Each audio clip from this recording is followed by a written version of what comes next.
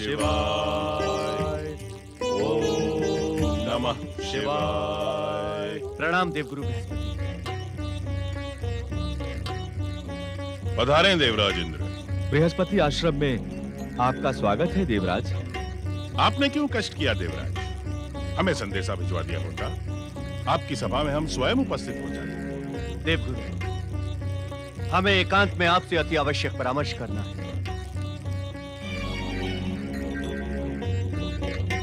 आए देवराज। देख रहा हूं देवराज, क्या आपके हृदय की दग्धता अभी तक शांत नहीं हुई? कैसे शांत होगी देवगुरु? कैसे? पुत्री जयंती को हमने कितने लाड़ प्यार से पाला था। क्या यही दिन देखने के लिए कि वो अपने ही पिता के घोर शत्रुओं के गुरु की पत्नी बन जाए? देवराज, जिस तरह जयंती आपको प्रिय थी, उसी तरह वह मुझे भी प्रिय थी। किंतु नीति एवं होनी के समक्ष हम सब विवश हैं। आप अपनी मित्रता की आड़ देकर विवश हो सकते हैं देवगुरु, किंतु मैं नहीं। मैं उस शुक्राचार्य को उसके दुस्साहस का दंड देकर ही रहूंगा।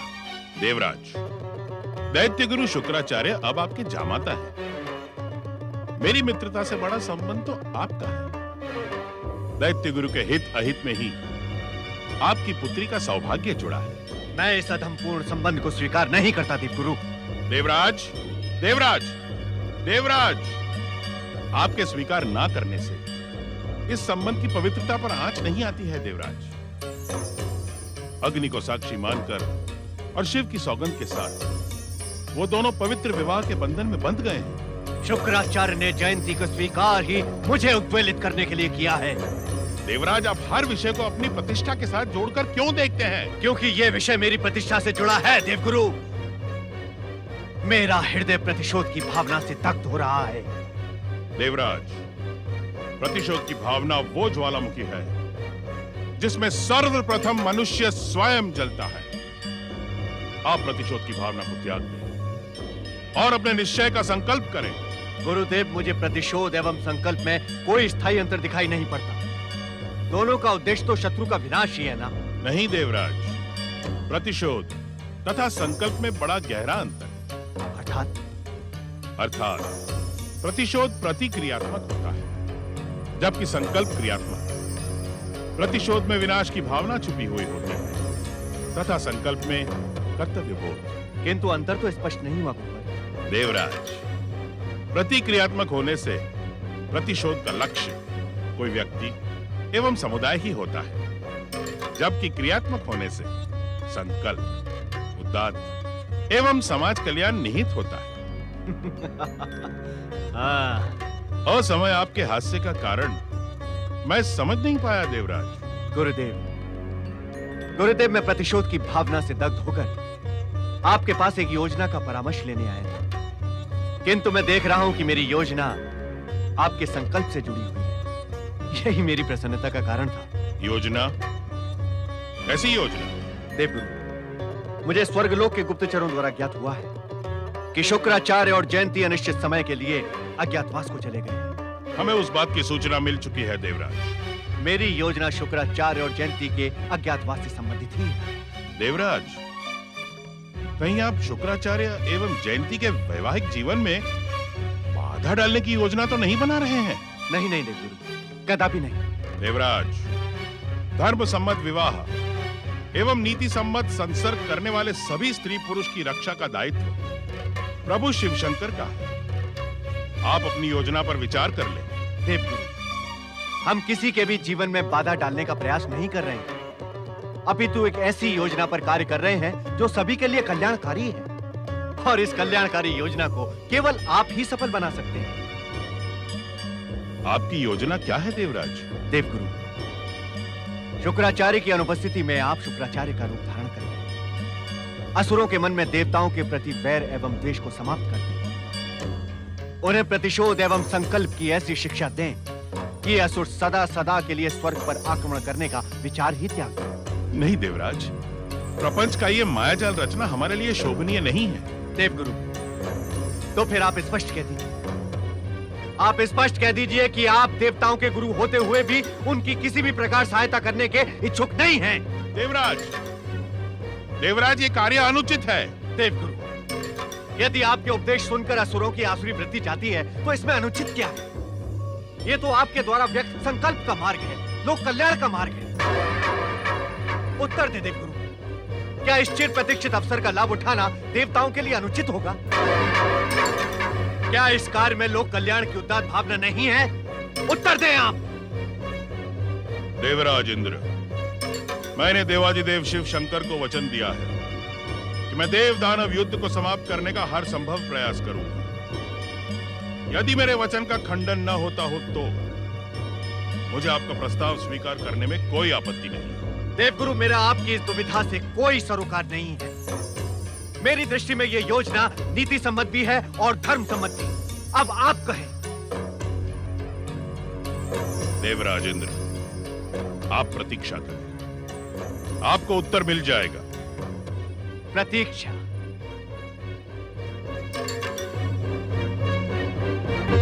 असमय आपके समीप आने के लिए क्षमा प्रार्थी हूं पिताश्री।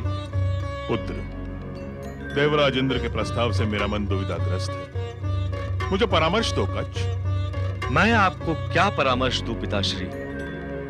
मेरे ज्ञान के समस्त मार्ग आपसे प्रारंभ होकर आप में ही समाप्त हो जाते हैं। किंतु किंतु क्या पुत्र? निसंकोच कहो। आप सदैव हमें इस बात की शिक्षा देते हैं पिताश्री कि संसार की कठिन से कठिन समस्या का समाधान भगवान शिव के पास सुरक्षित है।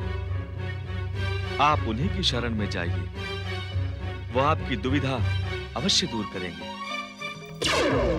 नारायण नारायण। अरे ये क्या? कैलाश आज सुनसान क्यों है? वीरान क्यों है आज कैलाश? भोलेनाथ, भोलेनाथ कहाँ हैं आप? भोलेनाथ, अपने इस परम भक्त दीनहीन नारद को दर्शन देकर कृतार्थ करें।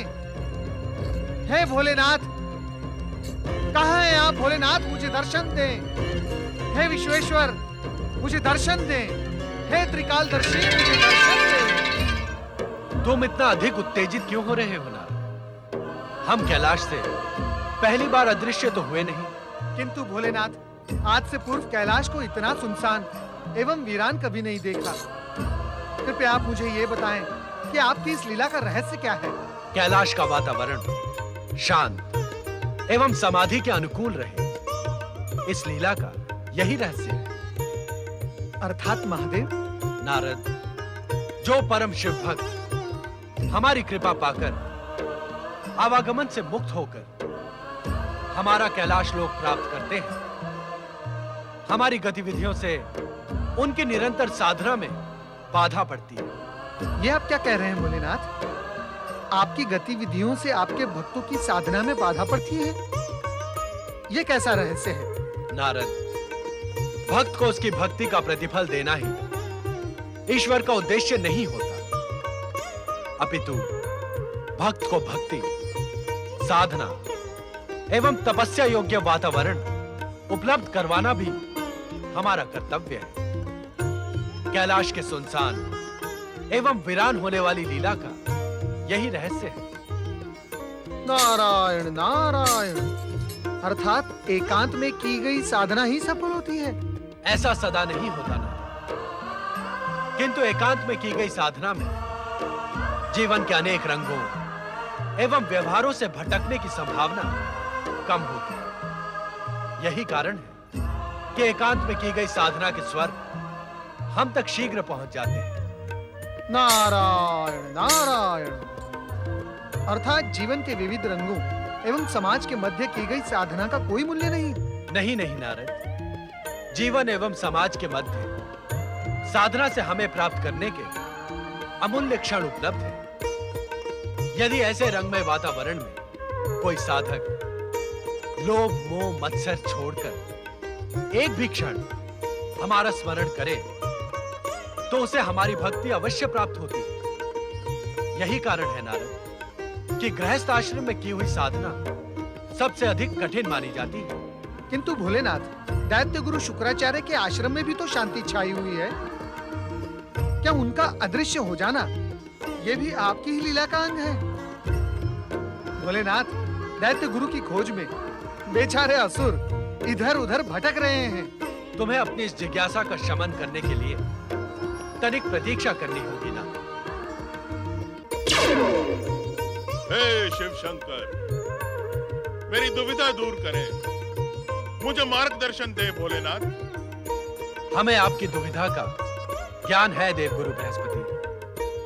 यदि आप देवराज इंद्र की योजना अनुसार असुरों को सन्मार्ग पर लाने का प्रयत्न करेंगे तो ये हमें दिए हुए वचन का खंडन नहीं होगा। परंतु क्या भविष्य इसे कपट की संज्ञा नहीं देगा? क्या दैत्य गुरु शुक्राचार्य के प्रति यह बृहस्पति का अपराध नहीं कहा जाएगा? नारायण नारायण, क्षमा देवगुरु क्षमा। आपने तो यही शिक्षा हमें दी है कि किसी भी दुराचारी को सन्मार्ग पर लाने के लिए यदि अपने स्तर से नीचा उतरना पड़े तो वो कार्य अपराध की श्रेणी में नहीं माना जाता। नारद, एक गुरु अपने शिष्य के रूप में तुम्हारे जैसा शिष्य पाकर धन्य हो जाता है। क्यों देवगुरु? अवश्य शिव शंकर। नारद में शिक्षा को संग्रहित करने की अद्भुत क्षमता है। साथ ही नारद की प्रशंसा से मैं आपका संकेत भी समझ गया। संकेत? कैसा संकेत देवगुरु? भोलेनाथ का संकेत यह है नारद कि जो शिक्षा कर्तव्य बताकर एक गुरु अपने शिष्य को प्रदान करता है, उसी शिक्षा का जीवन के कठिन एवं दुविधापूर्ण क्षणों में उसे स्वयं भी अनुसरण करना होगा। मेरे कर्तव्य का निर्धारण हो गया है शिव शंकर। मैं अपराध एवं कपट की बात भूलकर अपने कर्तव्य पथ पर जा रहा हूं। मुझे आशीर्वाद दें भोलेनाथ।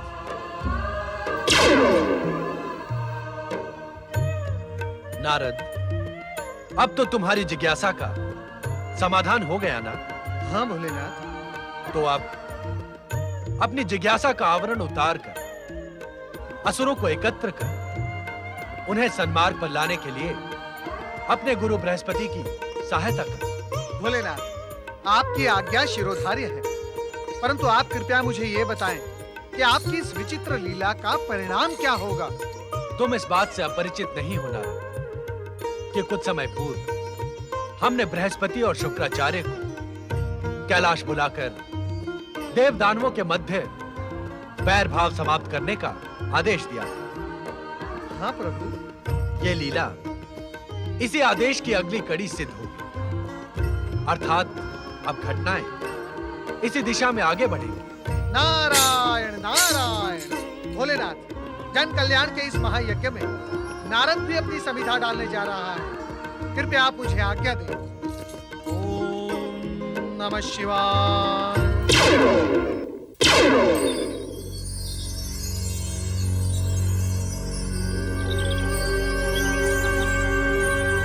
ओम नमः शिवाय।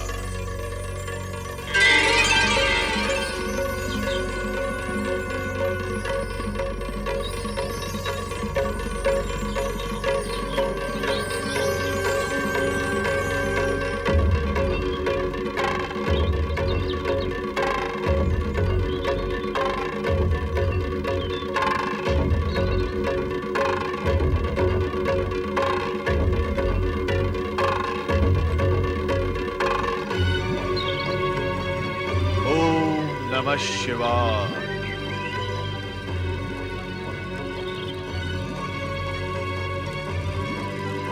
मेरा यह अपराध क्षमा करें भोलेनाथ। अपने इस कार्य को मैं आपकी लीला का अंग समझकर स्वीकार करता हूं।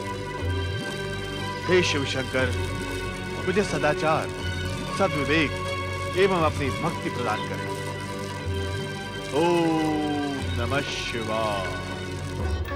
नारायण नारायण नारायण।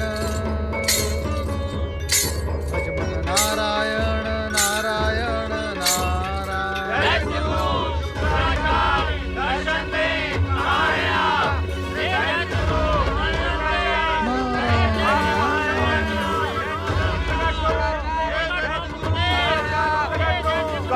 दैत्य गुरु पृथ्वी लील गई अथवा आकाश का ग्रास बन गए वो। हाँ, विद्रुपासुर, वो मायावी विकटासुर कहाँ है? विकटासुर, उपस्थित हो।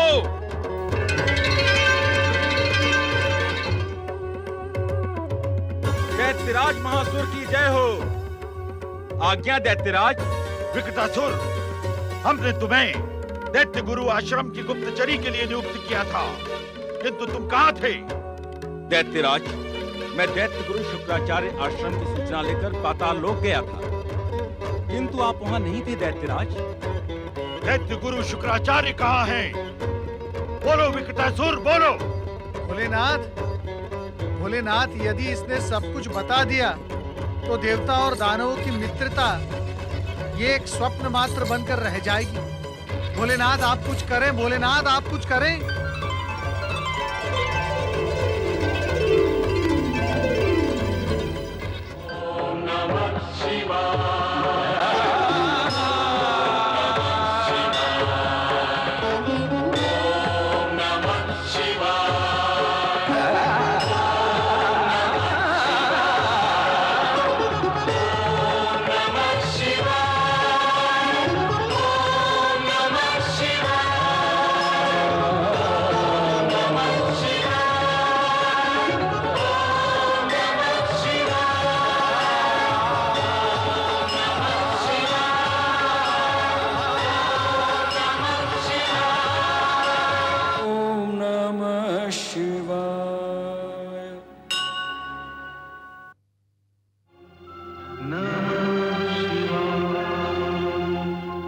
नमः